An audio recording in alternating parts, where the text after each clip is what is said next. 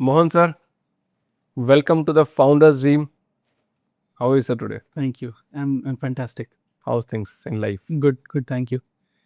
Because of little rainy season, I got a little delayed because of the traffic in Mumbai. But things are well. So let's talk about your journey, sir. Sure. How you started your company? Why you started your company? See, I've been in the industry for almost now 30 years. So I spent my life as an employee for 25 years. 25 years. You were an employee. Yes. Wow, great. Right from a design engineer to an operations manager, and then I was a vice president in sales. And I built a lot of connections. I learned a lot of skills. I learned a lot of things to learn, run a business. And back in 2008, I enrolled into executive MBA program. And that's when COVID-19 happened. And my wife used to tell me always, I want to see you as a CEO of a company.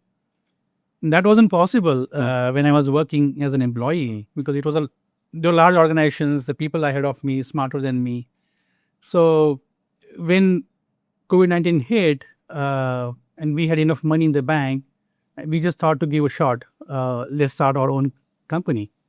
Okay. And we gave it a shot and never looking back after that. So you don't want to be a CEO? You don't want to start your own company? No, that's when my wife said, let's start a company, be the CEO of our own company rather than being somebody else's CEO. And then if it doesn't work, we can still go back to our job. So we saved the money for 1 year in the bank. So if that doesn't work, we still have that other option to choose. From engineer to vice president in sales. Why this turn? Oh, that is an interesting story, in my career. I'm a civil engineer by qualification. I went to California as a part of my job. I practice structural engineering. And I was very closely working with the city plan checkers, the clients, construction professionals there. And when the 2008 crash hit, we came back to India. We felt very homesick there, we used to always come back to India. And that's when, the right time came when the 2008 crash hit the market. My company was consolidating the operations and they told us to shift to East Coast.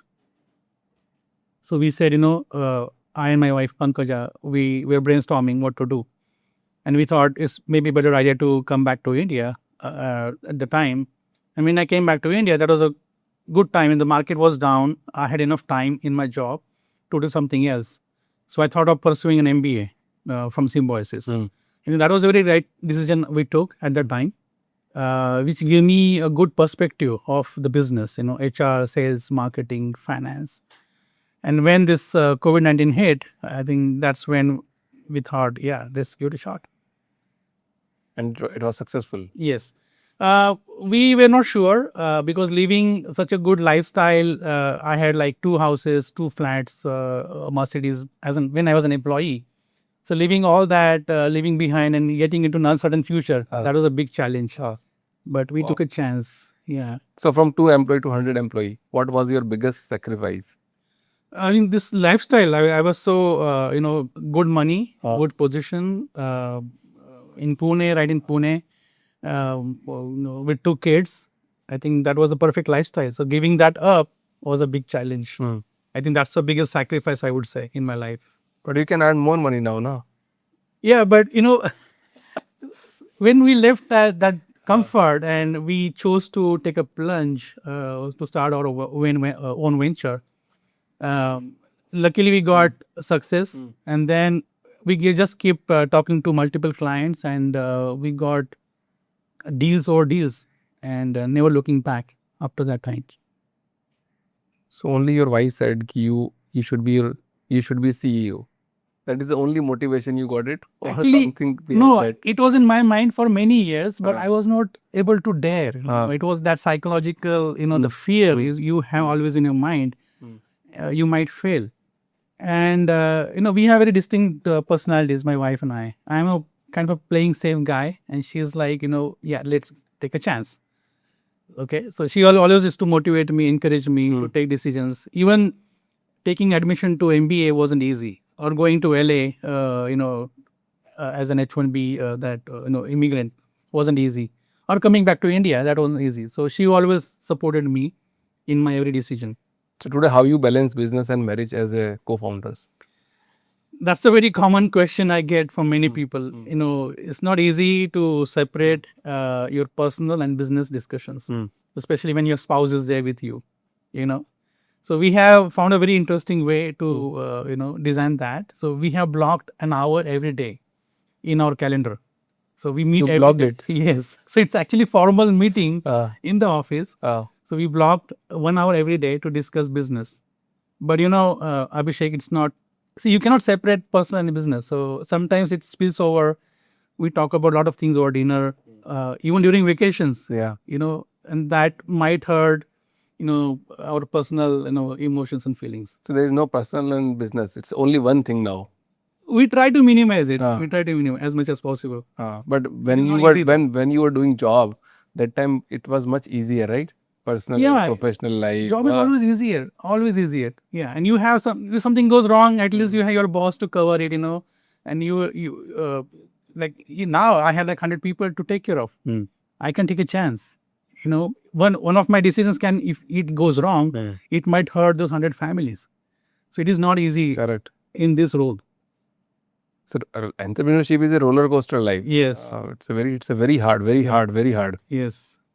And I'm living it every day. So That also gives me a lot of pride. I'm this office, when we moved in, it was almost 60 people at the time, which was got like 120 capacity. But now when I look at, we always, when we leave the office, we look back at the office, and then the office is full of people. Now we're struggling to find, seats for our people. So that gives immense pride, coming from that level to this level. So you got your global projects and you hired fresh graduates. Yes. It was the right decision, or you should hire some experienced guy? In the beginning of the company, I wanted to give good quality to our customers. So we have always hired experienced people when we started the company. But as we kept growing, our first office was in Kolhapur. Okay, Amit was our first employee. He was working from home at the lockdown time period. And we wanted to be frugal. When in a company at the beginning of the journey, they have to be frugal. So when we did that, it went on for some time. But when we shifted to Pune, that's when the cost went up significantly. Okay, so for the first 3 years, it was okay. But as we kept on growing, the maintenance cost, the office that we have right now, 10,000 square foot in the city center, right by the metro station, in a prime location, class A office, it wasn't easy. So to maintain that, margins and the numbers, financial numbers, we had to take a different route. Correct. Which happened. And that's how we took that route of hiring fresh engineers and architects from the college. Do you feel that India have a shortage for talented engineer? See, Abhishek, we have so many schools and colleges, engineering colleges in India. And we have like thousands of engineers coming out, architects coming out of school and colleges. Unfortunately, this number has deteriorated the quality of people coming out. So to give you some examples, when I interview some like masters in MTech people in the interview, they fail to answer some basic questions. Like single shear force diagram or bending moment diagram. And one thing that I think is missing big time in our system is reading the drawings. Because still, a lot of stuff happens on 2D format on the field. So people don't know how to read drawings. So I always give a small test in the interview. It's a very simple sketch. I always just ask people, and they have this subject in the school as a part of their curriculum, engineering graphics. And people fail to solve that problem. So that's a very concerning thing according to me. What about like abroad students? Do they know each and everything? No, they're also they are also dumb. No, not dumb. I think it's the way the system is designed. We have very cut. No, I want to know because you know that things, right? Yes. So these students are great students. They know after the graduation, they know everything, and we Indians do not know anything or something really. like that. No, that's why the success of our company. That's the main reason. because of our clients are struggling to get good people locally in that market. So we have, coming back to your question, so we do have people talented, brilliant in our system. You got to find the right people. So there are some people, to give you one more example. We hired a few engineers from Hyderabad last year, and they're smart people, smart kids. So we have this process for design calculations that we follow in the office. So they found a way to automate it using Python language. Okay. So that helped us to reduce the time from few hours to a few minutes. Correct. So it depends on how you hire, and we also have a very rigorous interview process. We have multiple rounds. We have and again, you'll not believe, we still have that handwritten application form, which is old school style. So at least that the way person is writing, the filling the form and the handwriting, it gives us some idea about the person. So that is there. Then aptitude test, then technical test, then personal interview, then the tool test. So we have multiple rounds of evaluation. Wow. Okay. Do you feel that engineers should go abroad for their career choice? And see, that was the thing in the past. That's when maybe 15 years back, and it happened to me. I got lucky to get a chance. And again, Abhishek, in my company, it was a structural consulting company with some 100 employees there. And they chose me, one of their employees, to send to California. So I got lucky. Lucky. Yes, not I got not a skilled person. No, the promotion I got, it was because of my hard work and my efforts. Okay, so I got there from design engineer to a senior position there, and that's when they chose me among other engineers. So it is always there. Okay. Hard work, talent is always there, the passion. Right. But other thing is the timing. I think the luck. Okay. That So also you matters a believe lot. believe in luck. Yeah, because among 100 employees, you are the one chosen, and you got lucky to an H1B is not easy to get. Correct. So that's also a matter of luck. So I got lucky. I got the work permit. I went there in California. That's how, we got the PLIS, and that's a long story. How was the experience in California? Very good. Living standards, Very good. people, Yes. culture. Everything. Share me more about it. Yeah. See, anybody, I think going to US is an American dream of anybody. Now maybe people are finding a lot of opportunities here in India, but in the past, when I was in that phase, a lot of people were aspiring to go to US. And in the US, there are many cities, top cities like New York, Chicago, Seattle. And LA, California is like a dream city. Even Right. some people in the US, they want to come to California because of the lifestyle, the luxury, the beaches, and the weather is the best part.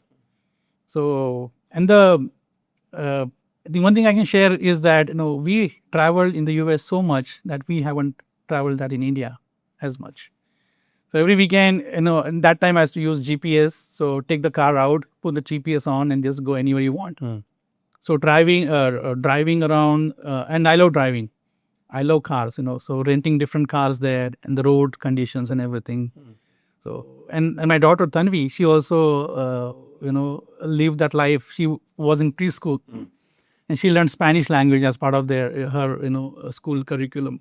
So that was a lot of fun. So are you missing all these things in India or what? Or this is good? No. I think it's a pros and cons. Like I'm from a very humble background, but I love cars. Since childhood I had on my there is a wall when I was to study. There was that time the Cielo car, DCM Cielo was very popular. So I had a car poster on my wall, and now as we keep on growing in our professional world, I have Mercedes and BMW, and then I aspire to buy maybe Porsche 911 or Aston Martin. But we don't have roads in India to drive those cars. Unfortunately. So you can start your office in California as well as, right? If you want. Yeah. We already have an office in Wyoming state in the US, but just for the for the address purpose, for the transaction purpose. Why do global companies trust Indian engineers? Tell me one more thing. Why do global companies trust Indian engineers firms? See, I think trust is a big thing in alignment with their standards, culture. So if you look at our office, we have, very strategically, we have designed our training programs. So recently we hired a very senior HR professional to develop our training academy called Elevate. So that where we teach our people the slangs, pronunciation, graphical presentation, line weights, the typos, grammar, email etiquette, small things. So I think that's a very key differentiator. So the having trust in the firm in India, that's very critical. And in the past, people used to outsource to India as a low cost option, Right. like labor arbitrage. But now it's no longer there. It's quality that matters, the talent that we have.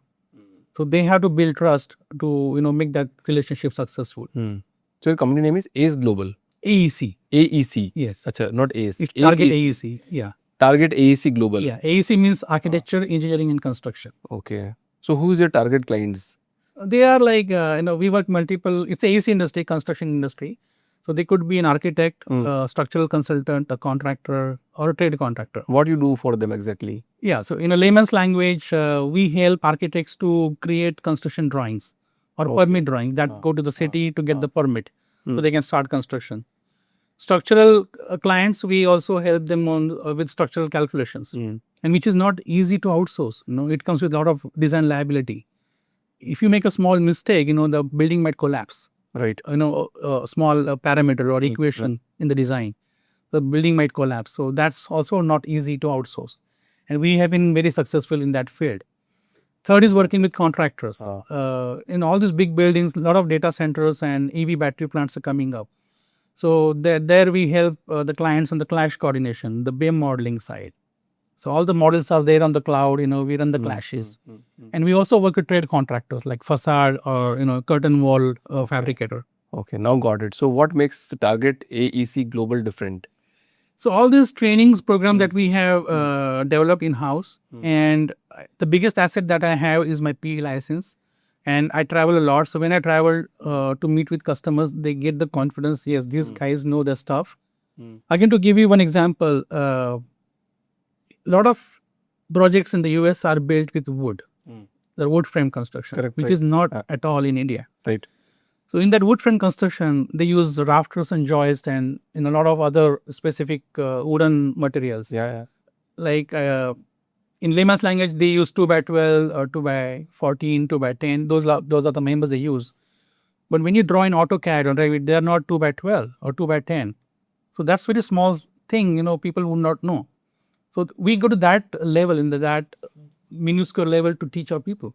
Because you worked for 25 years. Exactly. So you have the correct answer, right answer. You know where you have to do.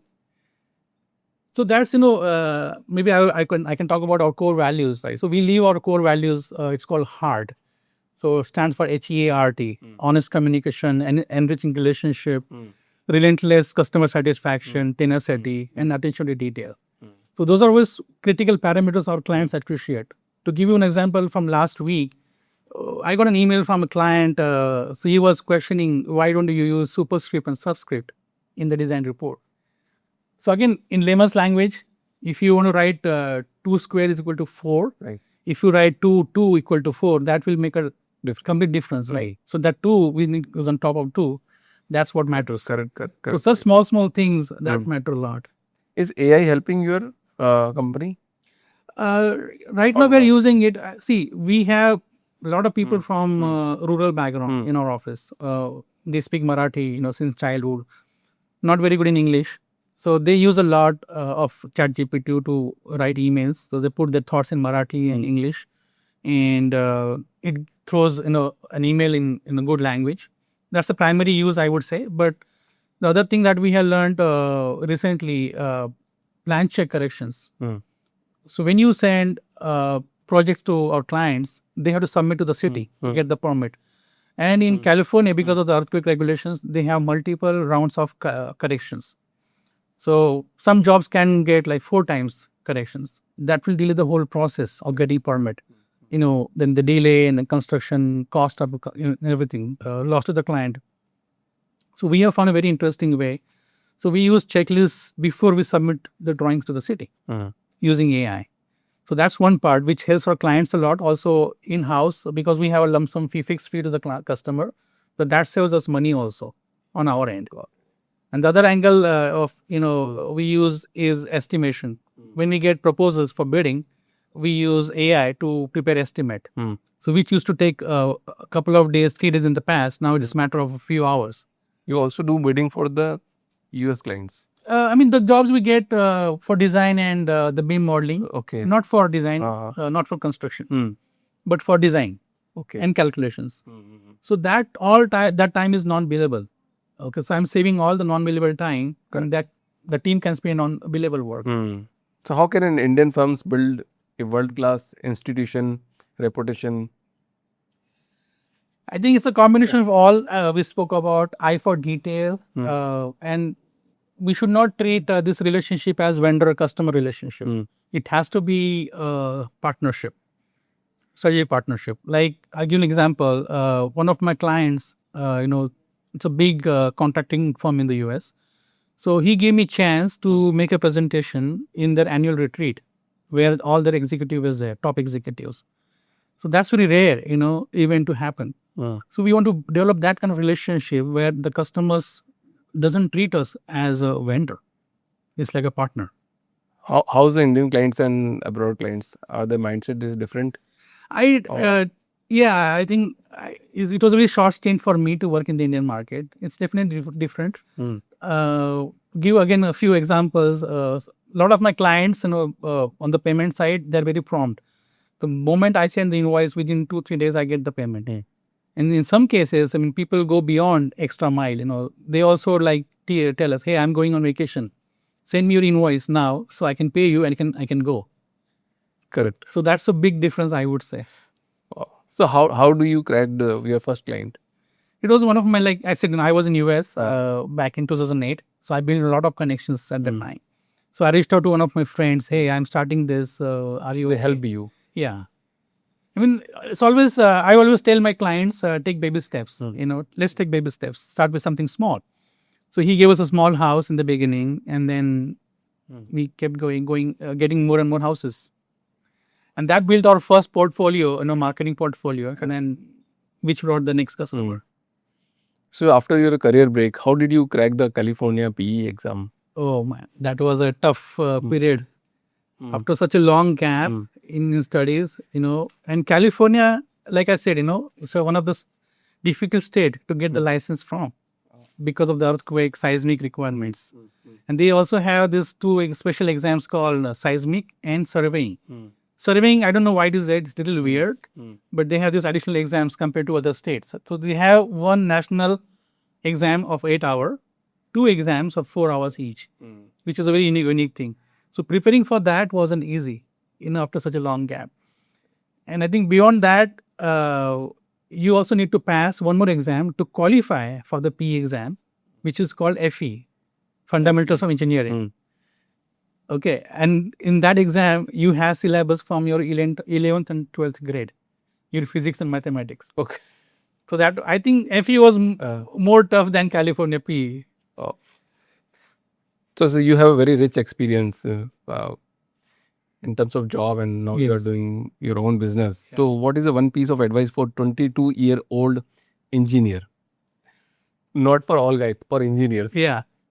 No, there are a lot of things, Abhishek, they need to learn. And one thing I have observed, all these young kids, I don't know, it's a generational thing or something, but they are always behind money, salaries, So my first advice or suggestion is always not to go for money, at least in the beginning of their career phase.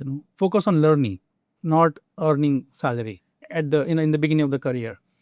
And then as we're seeing AI is coming up, they have to be adopting AI technology, how they can implement AI in their work, how they can communicate to the customers or other people around. Like, you and me, you're talking, right? How to communicate effectively. Right. One thing I have observed, even in my office or in my career, people, they get scared to speak.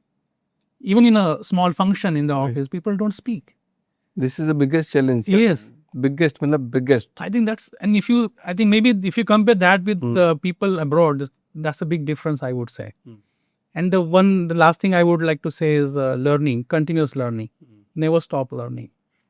So how did your humble background shape your journey, sir? See, my childhood, so I take really big pride, where I have reached in my life so far. So we used to live in a very small house, 15 feet by 20 feet in Pune. My two brothers, I, and my parents. Uh, so there was no place to even sleep. There was a small loft in the house, and there was a bamboo ladder. We used to climb and sleep. Me and my two brothers used to sleep on that loft. My mother used to cook on the floor. There was no kitchen platform, nothing at that time.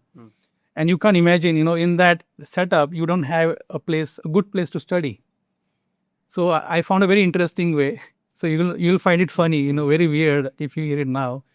There are like two Christian cemeteries near our house. It's very beautiful.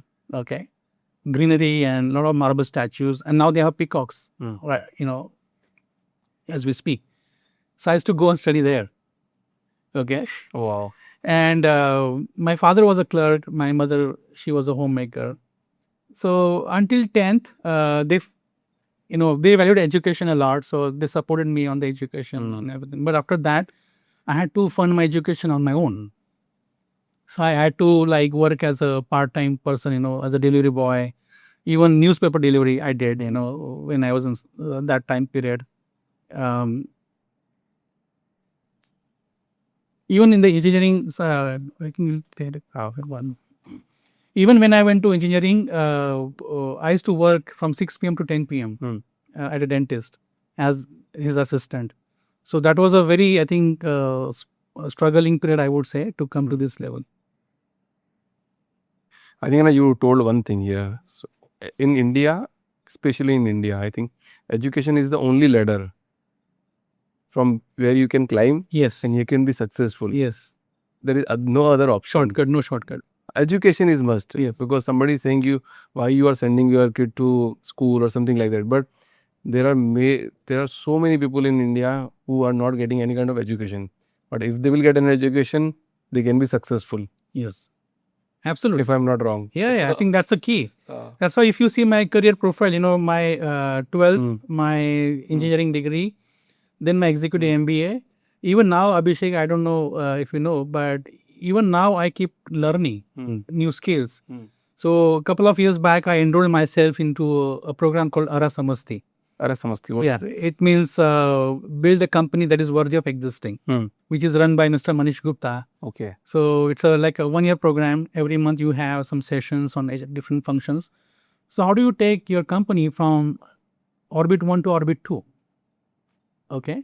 So even now I keep investing my time in such programs. And now AI. It is so exciting. I spend a lot of my time in learning AI tools, Gemini and cloud and a lot of other tools. Right. What is the COEP? It's called College of Engineering Pune. Okay. It's one of the renowned colleges in Maharashtra. So you entered into that? That's also in a story. Okay. How many stories you have? Too many. And that's I think the turning point in my life. So we had a family friend called Vikas Dada. So he used to see me how I was performing in my academics. I was very studious, very hardworking, and I scored really well in my 12th. And he saw an opportunity, that I might make a career in engineering. And my father, he wanted me to take training. Those days VCR, tape recorders, radio, very, very common. So my father wanted me to take a training to repair those devices in electronics. So Vikas Dada said, no, you're not going to do that. So he dragged me to the COAP during admission process. Okay. So he literally filled the form. He paid for the fees, and that's how I got into COAP. Wow. So when I was working as a delivery boy, the thing I mentioned in the earlier, so I used to pass through this campus. So beautiful campus in Shivaji Nagar. Civil department, mechanical department, and I used to look at the kids, students, and I used to feel jealous how lucky these guys are. They're getting a chance to study in such a prestigious institute. Now everybody is jealous. I never thought I'll be here sometime, in the future. Oh, that's a miracle, I would say. So from delivery boy, you have studied in church, delivery boy, then cemetery, Yeah. then and delivery boy, then dentist P or something like that, right? Yeah, front desk. Front desk. Yes. So super journey, sir. See, that's how I think it's helping me now in my business. I'm very resilient, so no matter what challenge is there, I think I'm able to withstand that challenge. The base is very strong. No? Yeah, So that's exactly. why. Yes. So tell me one main reason why you left Los Angeles and returned to India. Main reason. What was the main reason? See, I honestly always going abroad was a short stint just to get the exposure to the world outside, the lifestyle, the culture. But I was always connected with my roots, my family, my friends, and we used to miss them a lot. All those festivals, all those celebrations, small celebrations like birthdays, and everything that we enjoy in India. I used to miss there. Okay. And where the place I used to stay, live there in California, it's called El Segundo. There was hardly anybody around our home, any Indian family. So that also added to that frustration, being away from home. And then one thing, again on the personal side, my daughter, Tanvi, she was 3 years old and she used to fall sick quite often because of the changing weather. We just relocated from, Pune to LA. So all that aggravated, in India, you have support. If your kid gets sick, you have your sister, your mother, somebody coming over to take care. At least it's some psychological support. But in US, it's not there. That was missing big time. Nothing is there. And People don't want the to medical entertain system. each other. No, the medical system. We have people don't understand. How lucky we are being here. In India, like you can call your doctor or physician or WhatsApp message. And you get the solution to your problem. But there, you have to take an appointment. I don't know now, but when we used to live there, you have to take an appointment of a doctor. That's what they call doctor's office. So they work like 9 to 5 or something, and then appointment, then there is one room, then second room, third room. So it's a lengthy process. And we are so protective about our kids, especially me and my wife. We took our daughter to emergency room many times because it was late in the night. Okay. And maybe people used to laugh at us, doctors, hey, such a small problem, you're coming to an ER. It's for emergency room, in the US, big hospitals. So we didn't like the system, honestly. So we always wanted to come back. And when the 2008 market, the crash hit, the market. 8, 10, 8, Yeah, 10, yeah. right. And then that was the turning point. I think when we talked to each other, we thought instead of going to the East Coast, let's go back to India, and then start our future there. So Pankaja madam supported you very well. Yes. She is a backbone. I think everything, every decision we took, even the house we bought, and the first house, the flat we bought, I was always, why to take loan? I was against loan. She said, no, I need this house, so we got to invest. And it was not much at that time. But still, I was always playing safe and enrolling into MBA and then, going to LA, coming back to, and even starting the company. She was always, and she had more confidence in me than I had in myself. Wow. I had the potential, Abhishek, but I was always scared to take Everybody needs support. Yes. That's it. Nobody needs money. Everybody needs somebody should say me, bro, you can do it. That's it. Nothing, nobody wants anything in this life. Same thing happened with Vikas Dada. He saw my potential because I had no idea. And, at that time, we had nobody to guide us how to move forward in education. After 11, 12, where do you go? Which stream you take? So he was the one who understood the potential. He took me to COEP and we got the admission. So in your eye, how important is family support in your successful business? Very important. And in every aspect, like I said, when I was growing up and the first, the family that the parents, when you start your journey. So my parents supported me on the financial side and all the basic foundation like humility, being honest, being humble. And that's a key foundation of anything, right? So that's what was given to me by my parents. And then eventually, Pankaja, she became the backbone in everything that I did. She supported me. Then my kids, Tanvi and Anvi, I don't get to spend too much time with them, unfortunately, because of a lot of travel. I travel a lot. But still, they are kind of understanding, to support me. And my mother-in-law also. So see, in my job, I travel a lot to US, Europe, and whenever I travel, she would come and she would stay with us. I mean, with Pankaj and kids, and she would support them. So without all those things, we wouldn't be here. And we cannot forget the other people like Dr. Daravade, who helped me funding my education when I was working as a assistant, at the dentist clinic. Vikas Dada, then Mehta family when I was working as a delivery boy. So all those people contribute to the career, the journey so far. All the best, Mohan sir. Thank you. Are doing great job. Thank you. Keep doing it. And one last question for this podcast: somebody wants to start their own company and they want a client from abroad. How they will get it? See, Abhishek, again, you'll not believe I have so many connections in our industry, in the same field. So I don't mind coaching people in the same area. Okay. They are competitors. Okay. Maybe different scales, different size of the company, but it's a big ocean out there. Right. So it doesn't matter. So even yesterday I had a call. Somebody just resigned and he started his own company. So I told him, you call me anytime, whatever you need. Company formation, contract structuring, sales, marketing, anything you need, I'm there. And now all these AI things, within a click, you can get your business plan ready. And all those CRM tools like HubSpot, Salesforce, everything is out there. You just need to get the right direction. Absolutely right. Thank you, Mohan sir. Thank you for coming in the podcast and sharing your valuable insight. You have a great experience, rich experience, and thanks for sharing. Thanks for coming. If you keep coming, I will get motivated. People will get something. Thank you so much, sir. Thank you.